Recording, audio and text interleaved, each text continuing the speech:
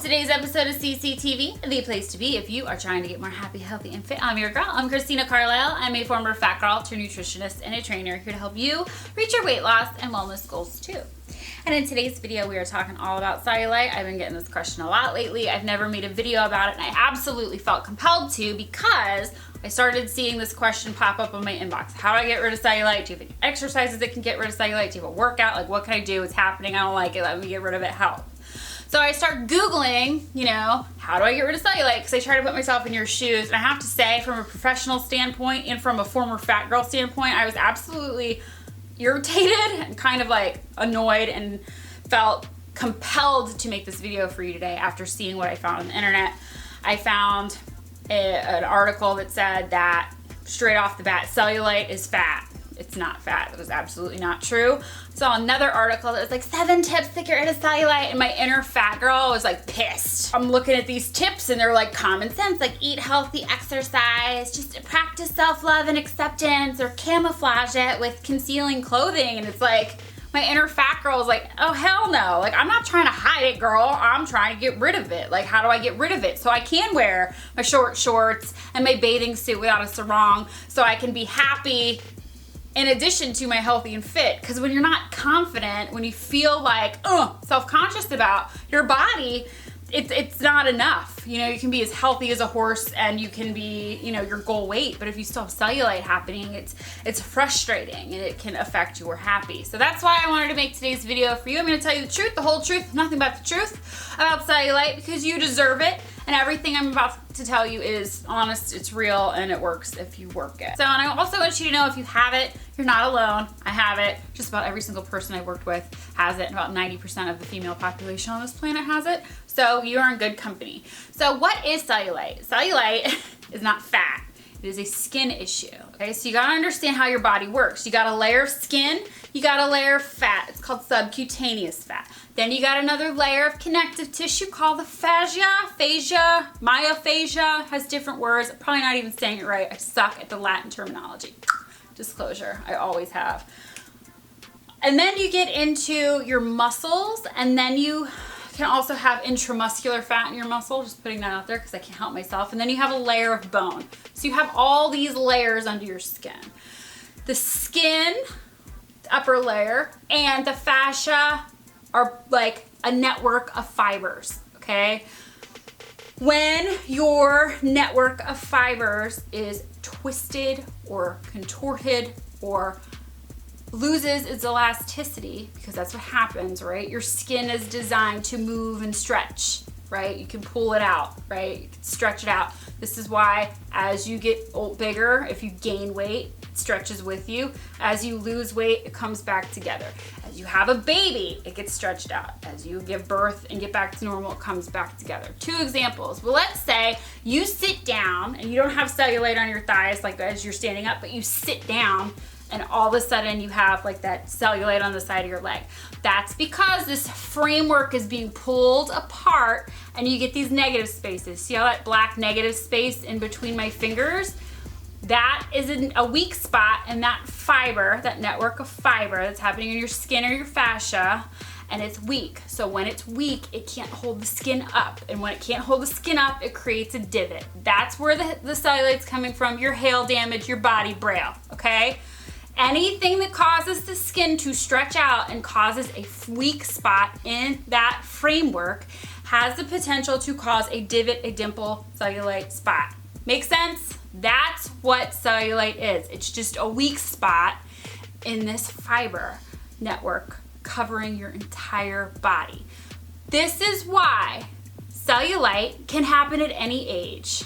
It can happen when you're young, it can happen when you're old. It can happen at any weight. You can get it when you're itty bitty. You can get it when you're in the middle, a couple pounds overweight. You can get it when you have a baby. You can get it as you gain weight, overweight, obese. It happens at every spectrum. It doesn't discriminate. It also can happen anywhere in your body. Some people were complaining, they're like, oh my God, I just saw some on my arm. I used to have it on my leg, now it's on my butt. What's going on? This is also why when you squeeze your ass cheeks together in the mirror really tight, it's pulling on that muscle, right? When you contract that muscle, it's pulling the fascia and it's like exacerbating a weak spot in that network. So if you get naked and you stand in the mirror and you squeeze, you can kind of see where your framework is lax. It's also a great way to say, okay, this is where I need to focus my attention and my energy to fix it, if that makes sense. And you can, and I'm gonna get back into that in a little bit. We get into part 3. So what causes cellulite? Anything that can affect your framework. Some of these things are in your control and some of them are not. The things that are not are your gender. Okay, if you're a girl, 90% of the women on this planet will experience cellulite in some way, shape, or form at some time during your life. Only about 10% of men do, which is some bullshit. And I am sorry to be dropping the B-bomb like that, but that's just personally how I feel. As a former fat girl and as somebody who has it, it's just not fair. But the reason that women have it more is because we're the baby makers. Our stomachs and bodies are designed to make babies. When it happens, our skin stretches and slowly but surely it comes back. But sometimes it doesn't come back all the way. Kind of is what it is. Why we're more prone and predisposition to having it. Sucks to be us, but it's also awesome to be us because we're magical goddesses and we're awesome. We can create babies. The next thing you want to be cognizant of is your genetic makeup. Depending on your mom, your grandma, your aunts, just whatever DNA that was thrown into your unique gene pool when you were born creates whether or not if you're going to get it. Which means you can be skinny, you can have it, you can be bigger, you can have it, you can get it when you're young, you can get it when you're old. Kind of just is what it is in your family. So if you take a look at your mom, your aunts, your grandma, parents, you can kind of see, okay, it's most likely happening. But this is also, let's say you're doing everything right, you're exercising, you're dieting, everything's right and tight, you can still have it. I just want to be perfectly honest about that. There are some preventable causes of cellulite that I want to bring to your attention. Okay, so anything that causes this framework or your skin to be stretched out, it's kind of like blowing up a balloon and then letting all the air out, okay? Anything that causes that, it never quite goes all the way back down, right? So we want to prevent things that cause that balloon to blow up. Those things are avoiding anything that can create and provoke water weight or water retention. It's possible to gain up to 10 pounds overnight of water because of your hormones, because of your period, because we're these magical, mythical goddess women that we are, okay? That's unavoidable. But eliminating things that cause sodium, like that can cause water retention, like sodium, medications that provoke water retention, alcohol, carbohydrates, anything that can really suck up and cause water to puff up in our bodies. You want to avoid that. You also want to avoid having your weight fluctuate too much. I mean, I personally have done this, gaining and losing, doing the yo-yo diets for all the years and years and years that I struggled before I became a nutritionist and a trainer. That's why I have cellulite. When I go back down, I can definitely minimize it, but as I'm getting older, it's definitely there. Another thing that contributes to it is age, like I said. So anything over time, natural, just the older you get, the elasticity and the collagen breaks down, okay? So how are we gonna fight the cellulite? How are we going to make it go away? That's what this part is all about, okay? So the first thing you can do is you can supplement with collagen. And I'm gonna have a link to the blog post below that links out to all the products that I recommend. Also more tips and workouts, and we're gonna get into that in a little bit. Yes, exercise. I know this may sound common sense. You may not wanna hear it, but what I wasn't seeing when I Googled it was why exercise helps. Okay, so cardio helps burn fat, right? So it helps take the fat off, it helps take the pressure off of this framework, okay? So you can get it right and get it tight.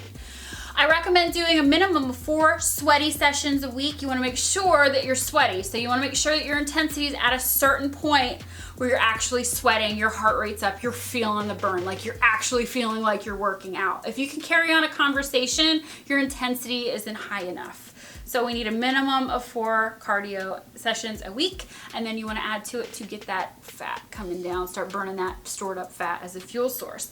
Also very important that we weight train. Why weight train? Because that fascia, that myofascia connective tissue is also attached to the muscle. So when you train your muscles, it starts to help build up that framework. It helps to build the framework fibers in addition to the muscle fibers. Building lean muscle mass also helps accelerate your metabolism, which burns fat at rest. So it's like you're losing the fat and you're working on the muscles and the fibers. So you get better results. Makes sense? Minimum of 4 weight training sessions a week to get started for beginners, depending on where your fitness level is. But as a rule of thumb, you want to make sure you're training at least every muscle group in your body at least 1 time a week. Chest, tris, back, bis, core, lower body. 4 sessions, you can knock it out.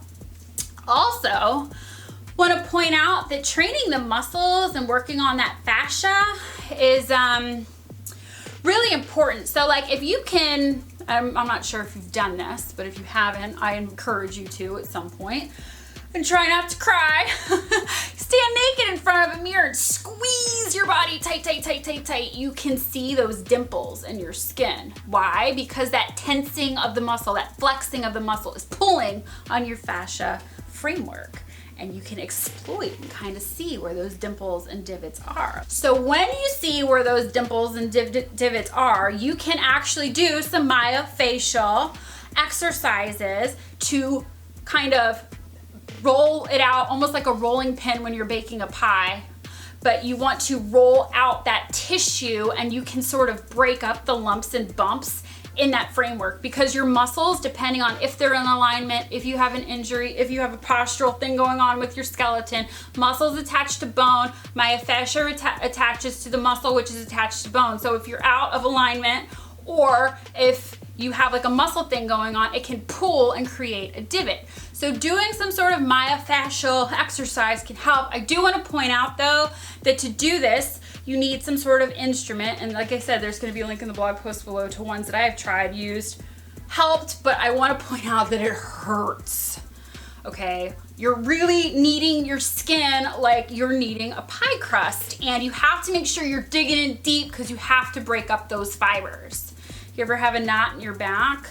It sucks sometimes. It can hurt. It can be painful when you're digging in there. And I've seen some people do the fascia exercises and they end up being bruised. It hurts. If it hurts, you're doing it right.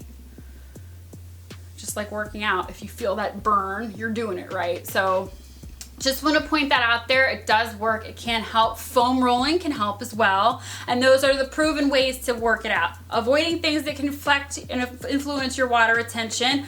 Exercise, cardio, weight training, dieting, right? Dieting helps to make sure that you're eating the right amounts of the right nutrients at the right time so that you can get your metabolism burning hot. And you want to make sure that you're eating foods that actually trigger the metabolism to accelerate. Okay, so that's why everybody says diet, exercise, avoid the salty foods. You can use water to flush things out of your system too, but that isn't as effective as the diet, the exercise, avoiding the salty foods, water retention things in the first place, and also using the myofascial release and the foam rolling.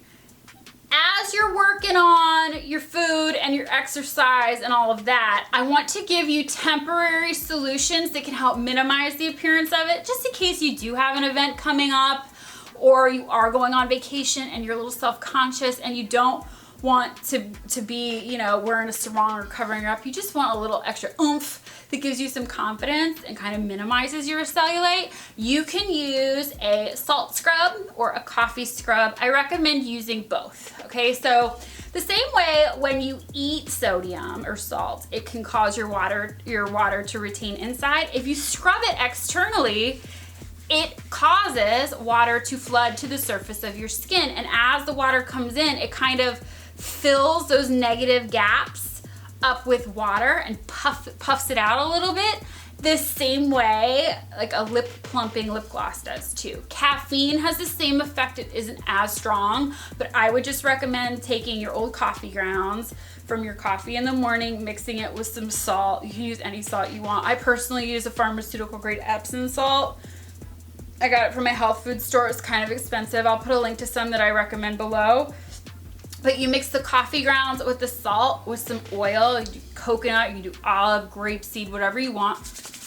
You want to get this consistency of kind of like a gritty scrub. You know what it is. It feels right to you. You want to make sure you're using refined granules too, because the big crunchy like rock salt granules can scratch your skin and hurt. But you just want to rub it all over your naked body wherever you're trying to puff it up and plump it up and reduce and minimize the appearance of cellulite. So that's it. That's what it is, why it happens, and how you get rid of it. And I really hope this video helped educate, maybe motivate or inspire you in some way, shape, or form. I really hope it helped you. And if you like this video, please like it so I know. And if you don't want to miss next week's video, please subscribe now, because I make a new video every Thursday. And there are exercises and workouts for you on the blog free that I've done before that target and train different areas of your body. So I hope you have a wonderful week, and that's it. Thank you so much for your time, and I'll see you next time right here, same place, every Thursday. Bye.